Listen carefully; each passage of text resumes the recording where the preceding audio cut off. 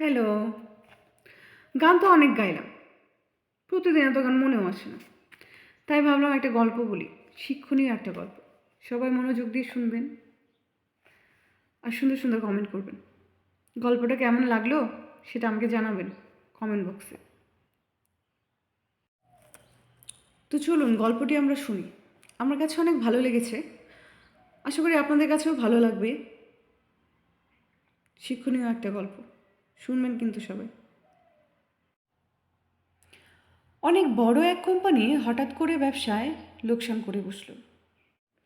এক দুপুরে সেই কোম্পানির কর্মচারীরা বাইরের ক্যান্টিনে লাঞ্চ করে ফেরার সময় অফিসের প্রবেশ মুখে একটি নোটিশ দেখতে পেল।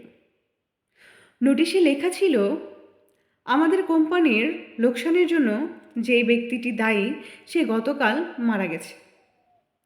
সেমিনার রুমে একটি কফিনে তার লাশ রাখা হয়েছে, যে কেউ তা চাইলে দেখতে আমন্ত্রিত। একজন সহকর্মীর মৃত্যুর খবর শুনে প্রথমে সবাই একটু দুঃখ পেল, তবে এরপর তারা কৌতূহলী হয়ে উঠল, আসলে কে সেই ব্যক্তি। তারা সবাই সেমিনার রুমে এসে একত্রিত হলো।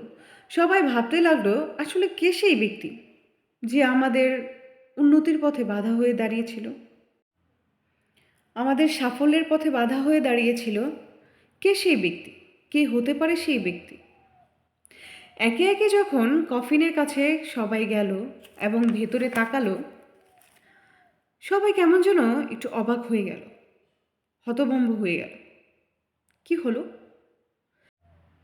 যেন তাদের খুব আপন কারো লাশ কফিনে রাখা ছিল। কফিনের ভেতর আসলে রাখা ছিল একটি আয়না। আয়না? কিন্তু কেন?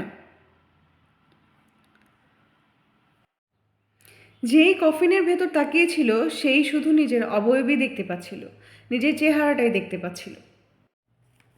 আয়নার একপাশে একটা কাগজে লেখা ছিল, তোমার সাফল্যের পথে বাধা দিতে সক্ষম শুধুমাত্র একজনই আছে।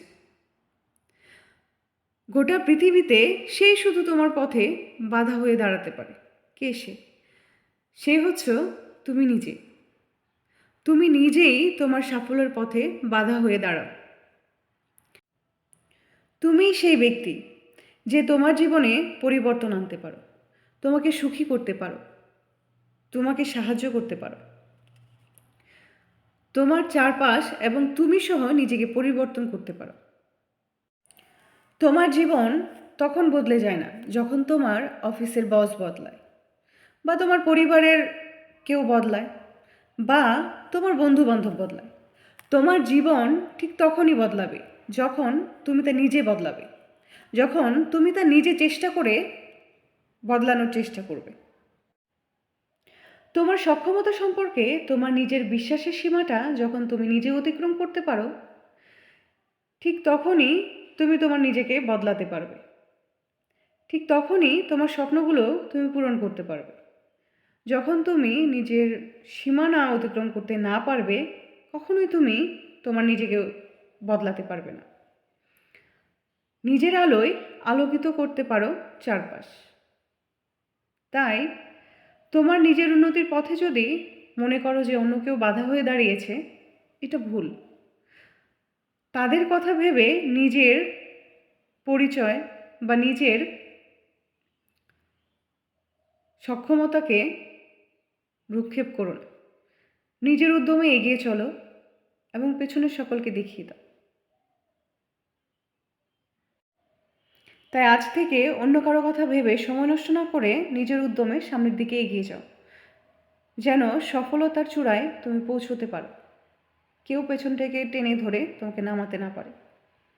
সবার জন্য শুভকামনা। আশা করি গল্পটা ভালো লেগেছে।